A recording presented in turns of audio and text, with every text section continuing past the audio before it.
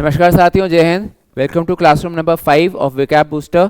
Rank booster विकैप series में आप लोग मेरे साथ आज कनेक्ट कर रहे हैं for classroom number 5 and part 1 of classroom number 5। आज हमें कुछ वर्ड सीखने हैं और फिर उसके बाद हम इसकी प्रैक्टिस करेंगे। ठीक है स्टूडेंट्स, सो चलो गेट अप, रेडी हो जाओ। सारे बच्चे अपनी विकैप डायरी निकाल लीजिए और मेरे साथ में वर्ड्स को नोट करने के लिए तैयार हो जाइए। अब चयन की गारंटी रहेगी और विद रुचिर सर, आपको पता है नथिंग इज इम्पॉसिबल। हर चीज़ मैं संभव करके आपको दिखा सकता हूँ, बस मुझे आपका साथ चाहिए।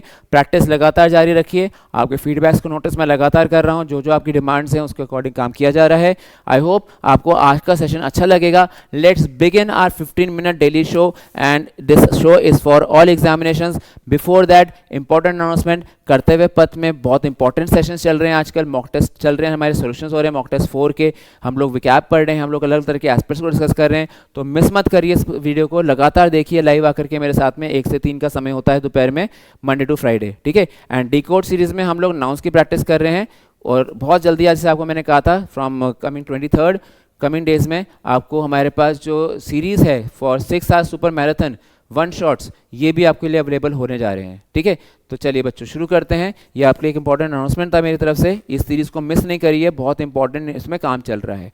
चलो भाई, आज का काम शुरू करते हैं विद सब सैनोज एंड एंटोस। आज की क्लासरूम में हमारे पास क्लासरूम 5 में काफ़ी सारी मात्रा में हमें पढ़ना है कुछ सैनोनिम्स और एंटोनिम्स के बारे में। ये सैनो एंटो आपको पता है पेपर में बहुत आते हैं, थोड़ी सी दिक्कत भी क्रिएट करते हैं, तभी मैंने इसकी खूब सारी प्रैक्टिस बनाई है आपके लिए। चलो शुरू करते हैं। सबसे पहली बात, पहला वर्ड है आपके पास गरुलस। गरुलस का मीनिंग जान लो, पेपर में भी आ चुका है वर्ड ये। गरुलस का मतलब होता है अत्यधिक बोलने वाला, मतलब बातूनी है भाई वो। ठीक है, बात है तो उसे कितनी ही करवा लो। ठीक है, तो बातूनी का सिमिलर मीनिंग क्या बन सकता है? लोकेशियस, वर्बस या फिर टॉकेटिव। देखो मैंने आपके साथ साथ इसके स्थानों भी लिख के दिए हुए हैं ताकि आपको एक ही पेज पे सारी चीज़ें मिल जाएं। और ये वो सारे साइनों हैं जो आपको एग्जाम में मिल सकते हैं। हो सकता है आपसे लोकेशियस का मीनिंग पूछ ले, हो सकता है आपसे लोकेशियस का अपोजिट पूछ ले। ठीक है, हो सकता है आपसे वो गरुलस का अपोजिट पूछ ले। तो आपको हर तरह से मीनिंग आपको याद होना चाहिए। ठीक है, और इसके बेस्ट तरीका बेटा मेक एग्जाम्पल्स। आप जो भी वर्ड आपको मुश्किल लगता हो उसका कोई ना कोई एग्जाम्पल बना करके थीम के अकॉर्डिंग, जैसे अगर वर्ड है उसके अंदर लिखा हुआ वर्बोस, तो वर्बोस का मतलब बातूनी होता है, तो ऐसे बोल सकते हो he is quite verbose and likes to speak all the time. है ना, वो बहुत बातूनी है और हमेशा बोलना बड़ा पसंद करता है। He is quite verbose and likes to speak all the time. ठीक है, तो ये स्पीक ऑल द टाइम आपको हिंट भी याद दिलवा देगा उसका कि इस वर्ड का मतलब लगातार बोलने वाला व्यक्ति है। ठीक है, तो ऐसे ध्यान रखना कि वर्ड जब बनाओ प्रैक्टिस में, एग्जाम्पल में, तो उसका सेंस भी आना चाहिए आपके सेंटेंस में, ताकि आपको जब एग्जाम में वो वर्ड देखे तो लिंक लग पाए। ठीक है, चलिए आगे बढ़ते हैं, जरा देखते हैं। सबसे पहली बात, लोकेशियस, वर्बोस और टॉकेटिव सिनोनिम्स में आ जाते हैं। अगर हम अपोजिट की बातें करते हैं तो यहाँ पे टैसिटर्न, ठीक है, या रेटिसेंट या फिर रिजर्व्ड, जो कहते हैं ना बहुत ज़्यादा सामाजिक नहीं होता। इंट्रोवर्ट नाम आपने अगर सुना हो, ठीक है, इंट्रोवर्ट। ठीक है, इंट्रोवर्ट होता है अंतर्मुखी, और एक्सट्रोवर्ट सामाजिक, सोशिएबल जिसको हम लोग बोलते हैं। तो ये सारे वर्ड्स जो आपके पास हैं, extrovert, sociable, loquacious, talkative, verbose, है ना, या फिर गरुलस, ये बातूनी लोग हैं, समाज में मिलते जुलते हैं, लोगों से बातें करते हैं। लेकिन इंट्रोवर्ट अंतर्मुखी होता है। रिजर्व्ड इंसान बड़ा अपने आप में अलूफ रहता है, अपने में सीमित रहता है। एक और वर्ड दिमाग में आके देखो, अलूफ। ठीक है, ऐसे करके देखो वर्ड प्रैक्टिस होती है। एक वर्ड सोच रहा हूँ, 3 वर्ड्स और दिमाग में आते जा रहे हैं। ठीक है, तो ये ध्यान रखना। टैसिट का कोई मीनिंग पूछ ले, अब मैंने तो टैसिटर्न लिखा हुआ है, कोई अगर एग्जाम में आपको टैसिट पूछे तो टैसिट का मतलब भी संक्षिप्त में होता है, इन ब्रीफ होता है टैसिट। ठीक है, लेकिन ये व्यक्ति की बात आ रही है कि उसकी बोलने वाला इंसान, क्वालिटी एज एन एडजेक्टिव, तो वो टैसिटर्न बन जाता है। चलो एग्जाम्पल देखते हैं गरुलस का। The garrulous witness digressed repeatedly frustrating the जज, मतलब जो बातूनी गवाह था, गवाह भी ऐसा जो बातूनी कर रहा है वहाँ पे लगातार, अब ना सीधे जवाब नहीं दे रहा है, घुमा फिरा के जवाब दे रहा है, क्योंकि बातूनी था वो, उससे बार बार विषय से भटक जा रहा था और जज साहब को चढ़ गया गुस्सा, है ना, उन्होंने कंटेम्प्ट ऑफ कोर्ट लगा दिया उस पर। अगले वर्ड पे बढ़ते हैं। अगला वर्ड है आपके पास ह्यूबरिस्टिक। ह्यूबरिस्टिक एक बहुत इंपॉर्टेंट वर्ड है। इसको मतलब होता है आपके पास घमंडी या अहंकारी। सुपर सीरियस हमने वर्ड सीखा था लास्ट क्लासेस में। ठीक है, एरोगेंट सीखा हमने, हॉटी सीखा एक वर्ड। ठीक है, तो ये सारे वर्ड्स वो होते हैं जो क्या बनाते हैं, ह्यूबरिस्टिक, जो इंसान बहुत अपने आप को ना सोचता है कि मैं तो दैविक हूँ, मैं तो गॉड लाइक हूँ, ऐसे बना करके। तो यहाँ पे आपके पास एक्सेसिवली प्राउड और self confident, showing arrogant over confidence. ठीक है, मतलब यहाँ पे एरोगेंट या ओवर कॉन्फिडेंस दिखाने वाला व्यक्ति जो होता है वो आपके पास क्या बनता है, ह्यूबरस। ह्यूबरिस्टिक का सेंस क्या बनता है, ह्यूबरिस्टिक एक जो वर्ड है ना, ह्यूब, ये गॉड से कनेक्टेड वर्ड है। तो ये इंसान अपने आप को गॉड समझता है कि मैं तो दुनिया का भगवान हूँ। तो ये ह्यूबरिस्टिक, ऐसे हिटलर था, हिटलर वॉज अ ह्यूबरिस्टिक फेलो, ठीक है, ऐसे लगा करके। एरोगेंट, कंसीटेड, ये वर्ड एग्जाम के लिए बहुत ज़रूरी है। ओवरबेयरिंग, ये वर्ड एग्जाम में बहुत आ सकता है। तो ये वो लोग हैं जो अपने आप को दूसरों पर कहते हैं थोपते हैं, या अपने आप को बेहतर समझते हैं लोगों से, ठीक है। उसके बाद अगर ऑपोजिट पे अगर बात करें तो इसमें हम्बल, मॉडेस्ट, अनअज्यूमिंग, ये सारे वर्ड इसके किसमें चले जाते हैं, एंटोनिम्स के अंदर। एग्जाम्पल अगर नजर डालें, the leader's hubristic remarks alienated even his closest allies, मतलब इसमें भी कुछ अच्छे वर्ड्स मिल गए, ह्यूबरिस्टिक मिल गया, रिमार्क्स मिल गया, एलिनेटेड मिल गया, अलाइज एक शब्द आपको मिल गया एक्स्ट्रा। देखो एग्जाम्पल के अंदर कितने सारे वर्ड्स मिल गए। तो यहाँ पे आपके पास देखो जो नेता था उसका जो घमंडी, हाँ, घमंड से भरा व्यवहार था, मतलब उसका जो व्यवहार था, उसका बिहेवियर था, तो उसका वक्तव्य था, उससे उसके जो करीबी सहयोगी थे, करीबी सहयोगी कौन होते हैं, अलाइज होते हैं, ठीक है। करीबी सहयोगी क्या होते हैं, अलाइज होते हैं। जैसे नेटो कंट्रीज में अलाइज हैं, है ना, तो ये आपके करीबी सहयोगी उससे दूर हो गए, उससे नाराज हो गए। एलिनेटेड का होता है दूर कर देना या नाराजगी कर देना, तो उनसे वो नाराज हो गए नेता से, क्योंकि उसने बड़ा घमंड से भरा हुआ भाषण दिया, और उस वजह से उसके जो अलाइज थे, जो उसके साथी थे, वो भी उससे दूर हो गए, ठीक है, एलिनेट हो गए वो। तो यहाँ आपको ध्यान रखना, एक सेंटेंस में भी आपको 4-4 वर्ड्स मिल गए। चलो जी अगले वर्ड पे बढ़ते हैं बच्चों। अगला वर्ड आपके पास आता है इम्प्यूनिटी। इम्प्यूनिटी का मतलब होता है दंड मुक्त, ठीक है, इम्प्यून, ठीक है, एग्जम्पशन फ्रॉम पनिशमेंट और फ्रीडम फ्रॉम कॉन्सिक्वेंसेस, ठीक है। इम्प्यूनिटी का मतलब बनता है किसी को क्या दया दिखा देना या सजा ना देना, ठीक है। सजा ना देना भी क्या बनता है, दंड मुक्त कर देना, किसी को इम्यूनिटी दे देना। देखो वर्ड क्या आता है, इम्यूनिटी दे देना, ठीक है। वो हम लोग देखते हैं ना, कॉन्टेस्ट होते हैं कई बार, कहते हैं इसको इस हफ्ते के लिए इम्यूनिटी मिल गई है ना। हमारी बॉडी के अंदर भी कहते हैं ना प्रतिरोधक क्षमता, इम्यूनिटी होती है ना, इसको भी बोलते हैं। फिर एग्जेम्पशन, छूट मिल जाती है, फ्रीडम मिल जाती है, लिबरेशन मिल जाती है, पार्डन मिल जाता है, फॉरगिवनेस मिल जाती है, एमनिस्टी मिल जाती है। कितने सारे वर्ड्स हैं जो आपने पिछली क्लासेस में भी डिस्कस करे हुए हैं, तो इनका आप ध्यान रखना। एंटेनेंस पे जाते तो अकाउंटेबिलिटी, मतलब जिम्मेदारी होती है यहाँ पे, किसी की आज़ादी नहीं है। अगर काम पूरा नहीं हुआ तो पूछेगा सामने वाला, रुचि सर काम क्यों नहीं हुआ पूरा, है ना, तो ये चीज़ बनती है। अगर आप काम नहीं करोगे तो मैं आपसे पूछूंगा, भाई अकाउंटेबिलिटी तो बनती है, हिसाब किताब तो देना पड़ता है मेरे भाई, है ना। लायबिलिटी, है ना, उसी तरह से पनिशमेंट, सज़ा। तो यहाँ पे आपके पास ध्यान रखना एग्जाम्पल के लिए कि भ्रष्ट अधिकारी इम्प्यूनिटी के साथ कार्य कर रहे थे क्योंकि उन्हें दंड का भय नहीं था, है ना। जो भ्रष्ट अधिकारी थे, कहते हैं यहाँ तो सभी भ्रष्ट हैं तो क्या किसी से डरना, तो corrupt officials acted with impunity, कहते हैं कि हमारे को तो कोई फर्क ही नहीं पड़ता, हमें तो कोई दंडित कर ही नहीं सकता, ठीक है। Knowing the system was compromised, मतलब ये जानते हुए कि सिस्टम जो है वो कॉम्प्रोमाइज्ड है, उसमें तो किसी जो कहते हैं जो इनोसेंट होता है बेचारा वही फंसता है, जो गुनहगार है वो तो बच के निकल जाता है। तो इस केस में वो पुराने ज़माने का सिस्टम जो था हमारे अंग्रेज़ों के ज़माने का या जमींदारी वाले समय का, मतलब आज से 40-50 साल पहले वाला जो सिस्टम था, तो वो क्या बनता था, दे एक्टेड विद इम्प्यूनिटी, ये बना के ध्यान रखना। अगले वर्ड पे आते हैं जक्सटपोज, ये अभी आपको हाल फिलहाल में एग्जाम में भी मिला था। तो जक्सटपोज का मीनिंग होता है साथ रखना या तुलना हेतु। जक्सटपोज का मीनिंग क्या बनता है, साथ साथ या फिर तुलना, कंपैरिजन करने के लिए, मतलब एक चीज़ ये एक चीज़ ये, तो तुलना चल रही है आपस में, ठीक है, तो इसको जक्सटपोज बोलते हैं। To place two things side by side for comparison, ठीक है, या फिर कंट्रास्ट। कैसे, अगर मान लो एक तरफ यहाँ पे आपके पास ये रहा लैंडलाइन फ़ोन, है ना, पहले ज़माने में आते थे ना फ़ोन आते थे लैंडलाइन वाले, ठीक है, तो एक तरफ रखा हुआ है आपका लैंडलाइन फ़ोन, ऐसे करके इस पर डायलर बना होता था, है ना, ये देखा होगा तुम लोगों ने कभी। और एक तरफ रखा हुआ बढ़िया सा स्मार्टफोन जो आप लोग यूज़ करते हो आजकल पढ़ने के लिए, अपने बातें करने के लिए, है ना। तो यहाँ पे आपके पास ये जो बढ़िया सा स्मार्टफोन बना हुआ है, अब इन्होंने आपस में इसको रख दिया अगल बगल, कहते हैं आप इसको अगल बगल रखा हुआ है, इसकी कंपैरिजन करते हैं, ठीक है, ये लैंडलाइन फ़ोन है, ये सेल फोन है, इसकी तुलना करते हैं। तुलनाओं में कंपैरिजन भी हो सकता है, कंट्रास्ट भी हो सकता है, सेम बातों की भी तुलना हो सकती है और उसके बीच में भिन्नता भी बताई जा सकती है, ठीक है। कंपैरिजन होता है सेम चीज़ों का, ठीक है, ऑफ सेम, ऑफ सिमिलर चीज़ें, ऑफ सिमिलैरिटीज, और कंट्रास्ट होता है यहाँ पे डिफरेंसेस निकालना,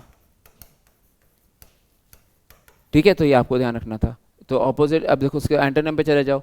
एंटोनिम में आ जाता है आपके पास यहाँ पे सेपरेट, आइसोलेट, ठीक है, या फिर डिसोसिएट। डिसोसिएट मतलब उससे एसोसिएट ना करना।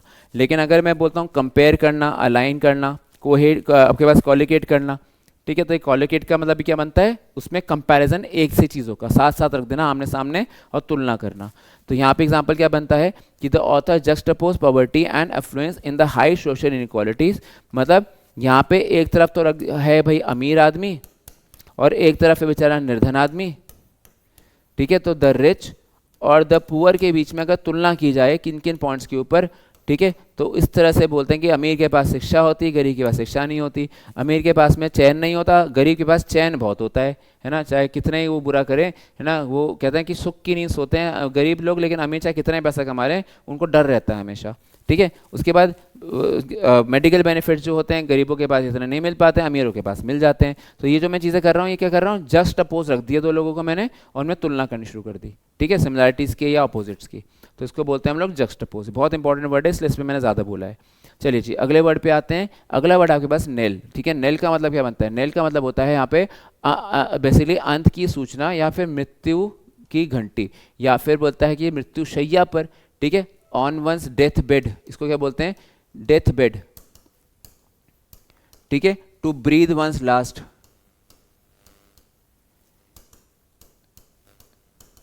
ये कुछ ऐसे मुहावरे हैं जो इससे एसोसिएटेड हैं। ठीक है, तो यहाँ पे मिलता है आपके पास साउंड और event of signalling the end और फेलियर ऑफ समथिंग, ये भी हो सकता है। तो नेल जो होता है वो समाप्ति की घोषणा जिसको हम बोलते हैं, ये भी हो सकती है। मृत्यु घंटी या फिर अंत की सूचना। अब जरूरी नहीं कि ये अंत की सूचना मृत्यु ही हो, ये तो मृत्यु से जोड़ के देखा जा सकता है, लेकिन ये किसी भी अंत की बात कर सकता है। It can be any kind of and.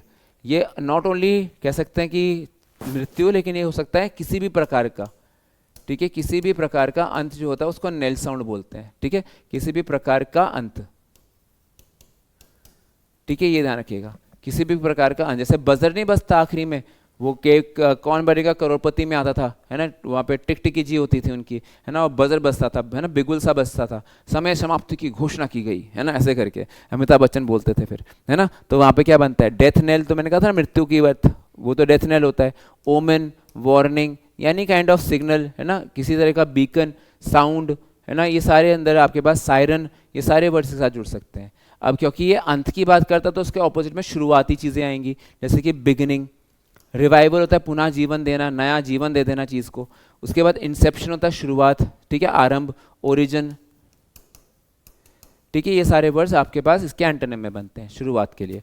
अगले बनता है, देखो example, the economic collapse sounded the nail of fragile coalition government. मतलब जो इकोनॉमिक कोलैप्स हुआ वहाँ पे, जो अर्थव्यवस्था का एकदम से वहाँ पे खराब हो गई अर्थव्यवस्था, उसका संकेत था ये कि भैया जो आपस में सरकार है, जो ये गठबंधन की सरकार है, ये टूटने वाली है।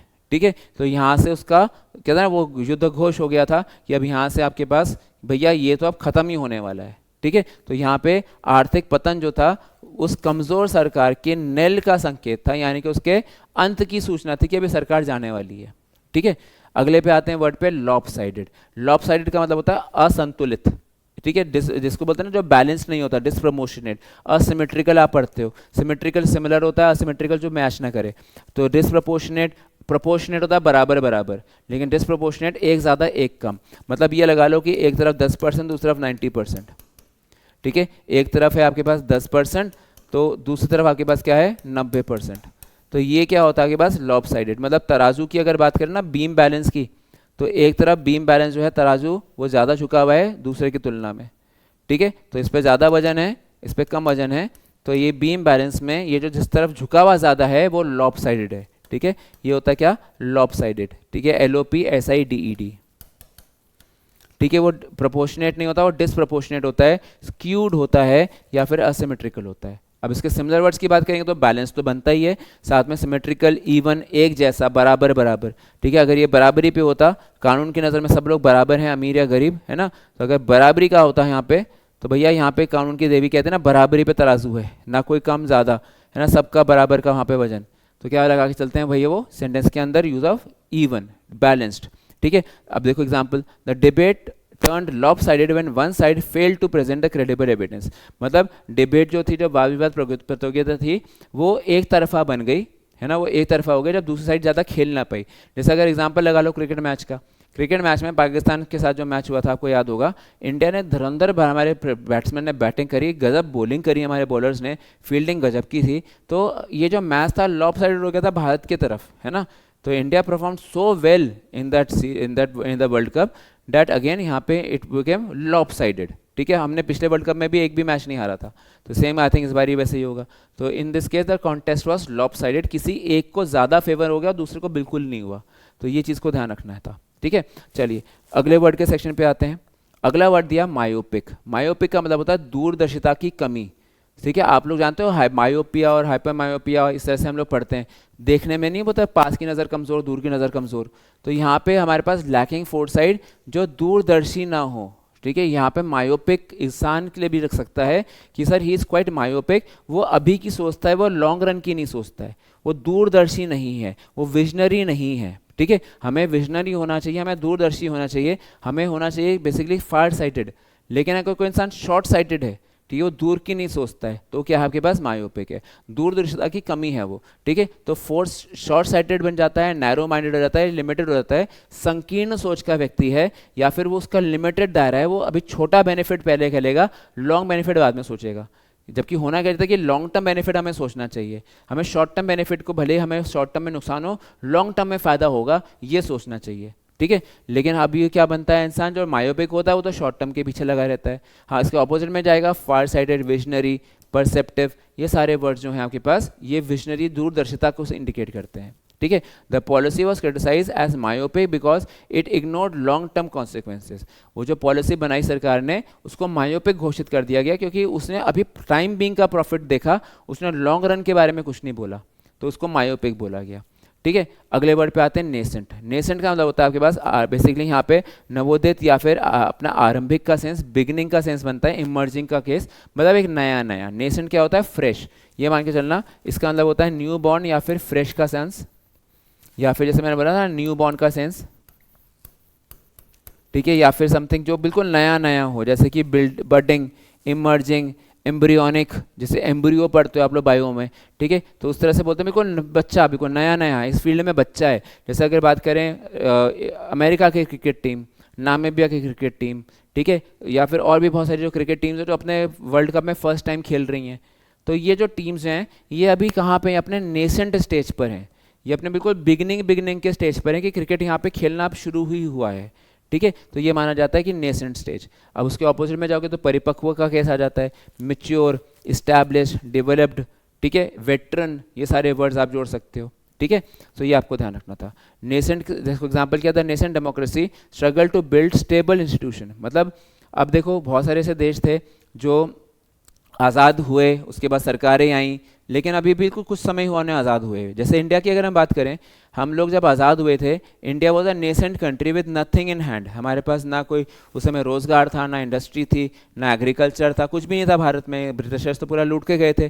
तो India in the nascent stage defeated enemies like Pakistan, हमने 71 में सरेंडर करवाया था इन लोगों से, है ना। तो पॉइंट क्या बना, उस स्टेज में इंडिया ने ऐसा करता, तो सोचो आज का भारत क्या कर देगा, है ना। तो ये चीज़ है, तो ये मानता है आपके पास, अब तो हम डेवलप्ड हैं, उस समय हम लोग अनडेवलप्ड थे या अंडर डेवलप्ड थे। ठीक है, तो ये बनता है आपके पास नेसेंट का मतलब, जो कहता है बिल्कुल अपनी कली के स्टेज में, फूल बनना नहीं है अभी, कली के स्टेज में, कली है अभी वो। ठीक है, ऐसा ध्यान रखना। बर्ड का सेंस होता है, इसको हम बडिंग भी बोलते हैं, इसी वजह से इसका नाम बडिंग लगाया जाता है।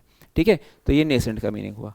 चलिए जी, अगले हिस्से पे आते हैं अपना ऑब्डुरेट। ऑब्डुरेट वर्ड बहुत इंपॉर्टेंट है, फिर से इसका मतलब होता है हठी या फिर कठोर हृदय का, जिद्दी, स्टबर्न, ढीठ, बात नहीं मानता, अपनी बात पे अड़ जाता है, गधे के जैसे, तो बस अड़ गया। ठीक है, तो इसको क्या बोलते हैं हम लोग, स्टबर्न, इनफ्लेक्सिबल या एडमेंट।